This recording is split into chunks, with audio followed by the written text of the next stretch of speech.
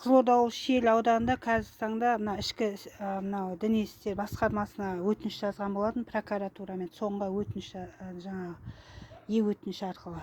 Енді маған қазіргі таңда департаменттен мына біздің ауданның имамы мына кеп көмек беріп жатыр. Енді айтайын дегенім, мынау жамағат па, мен білмедім, мына наиб имам ба, мешітке барған кезде маған кәсіпкер беріп жатқан жоқ.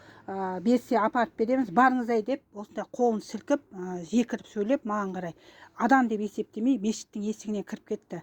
Сонымен енді мен айтайын деп отқаным, мынау дін істер департаменті болсын, мейлі енді президент болсын, мен екінші топта инвалид адаммын, күйеуімде жұмыс істемейді, 2 балам кәмелетке толмаған, тұрақты жұмысымды ардагердің тоқалына беріп, 2 жерде алғыс хатпен жұмыс істеп ем, тоқалына беріп ардагердің сот шешім шығарып, шарасыз күйде отырмын. Міне мынандай жағдайда отырмын. Міне енді оның бәрін айта берсем, жыр таусылмайды. Өткенісі өтті, кеткенісі кетті. Бірақ енді мынау имам кісіге бір сұрағым бар. Сіздер енді осындай жағдайда жанын ашып көмек бересіздер ме маған? Былай кәсіпкерлер беруге міндетті емес деген департаменттен қағаз беріп отыр қазір маған. Бересіздер ме көмек? Өйткені правительствоның адамдары менің нанымды тартып алды, 2 баламды аш қалдырды, өзімді аш қалдырды. Бармақ басты көз қысымен деломды көтеріп, тұрақты жұмысымнан айырды. Шамаңыз келсе, кәсіпкерлер беріп атса, береміз деп енді уәде беріп отырсыздар, әкеп отырсыздар ғой енді шамаларыңыз келсе. Бірақ негізі мен бір имамға бір айтатын сөзім бар. Мынау қиналған кісілерді мына имандылық жөнінде акиматқа, депутаттарға барып ше, осындай қиналған адамдарға көмек беріп, лаж болса документальный базовый көмек беру жөнінде брифинг жиналыс өткізсе деп едім имам. Енді адамгершілік жөнінде да. Мынандай жағдайда көріп отырып, мені жұмыстан шығарып жіберді. Дұрыс па? Мынандай жағдайды әкім депутаттар. Дұрыс па? Енді сіздерден департаменттеріңе жазсам, көмек беруге міндетті емес, жаңағыдай көмек беруге міндетті емес, біз дінсіздерге араласамаймыз мешітке деген хат жауап алып отырмын қазіргі таңда. Осындай деп отырмын. Деп отыр анау. Қалдыбекова деген ба, сол жауап беріпті. Мейірбекова деген ба.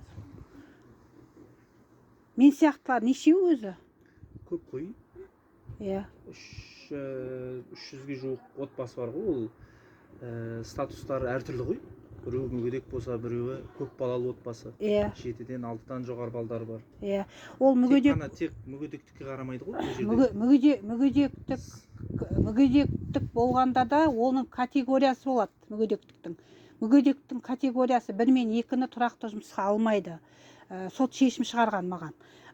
Ал мынау мүгедек болмай үйінде отырып аз қамтылған отбасылар, мысалы аз қамтылған отбасылар үйінде отырып ше, тапсырған жұмысты істемей отырған адамдар бар ауданда қазір.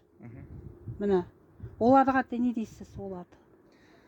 Мен ешқандай әлеуметтік салаларға жауап бере алмаймын. Мен дін қызметкерімін. Маған келген продуктыны сізге таратып жатырмын. Иә, жоқ, дін қызметкері болғанда, дін қызметкері болғанда, былай, мына имандылық туралы брифинг жиналыс жасап, былай, мынау, осындай қиналған адамдардың делосын көтеріп, жұмыстан шығарып, бармақ басты, көз қысты, жаңағы әрекеттерге барып, жұмысы бар адамға тартып әперу, осындай, жаңағы, ет жақындарына, жаңағы, жұлып алып бере салу, мына жақтағы адамның обалын ойламау деген сияқты, сондай сияқты бір брифинг жиналыс өткізуге болмай ма? Оған енді бізге ұсыныс келмейтін болса, біз оны өткізе алмаймыз ғой, әкімшілік өткізеді оны. Біз қатысамыз. Халықтың ұсынысынан артық ұсыныс жоқ. Халық айтты ма? Мысалы, бір құда екінші халықтың арқасында ғой, нан жеп отқандарыңыз сіздер, дұрыс па? Енді мен сол өтініш айтамын, соны барып, әкімге барып, Жандарбековке барасыздар ма, Тұрабаев, сосын полиция шақыру, мекемеге барған кезде полиция шақыру жөнінде. Қиналған инвалидтерге полиция шақыру. Міне. Сіз мешітке барғанда полиция шақырасыз ба, мысалы? Шақырмайсыз, е? Просто зекіріп, білмейміз, берген жоқ бізге. Берсе береміз деген осындай жауаптар естідім мен, мысалы, бір кісіден, жаңа наиб имам дейме, қолын сілкіп кіріп кетті. Ана әтір сататын бір магазинші бар, онысы да бір нелерді айтып қолын сілкіп бір бәлелерді айтып сондай қылып Ол сөз біздің тыңдамайды уақытымыз жоқ еді. Біз кете берсек бола ма? иә болды Аха. иә Бір дұға қылыңыз енді. иә рахмет алладан қайтсын бала шағаңыз рахатын көрсін еңбегіңіз жансын Әмин. иә Беріп менде жатқан енді екінші кәсіпкерлерге топтағы иә беріп жатқан кәсіпкерлерге де рахметімді айтамын мынау әке отыр продукты әйтеуір жаңағы қиналып отқанда талғаужа болып әйтеуір әмин. иә рахмет алладан қайтсын Болды, бала келіңіз. шағаңыз рахатын көрсін Сізге де рахмет. иә. Келіңіз. Фотоға түсіп алайық. иә Қазір болмайтын болды ғой, мен кәсіпкерлерге айтамын ғой, бердім деп. Жоқ, мына жерге келсеңші деді.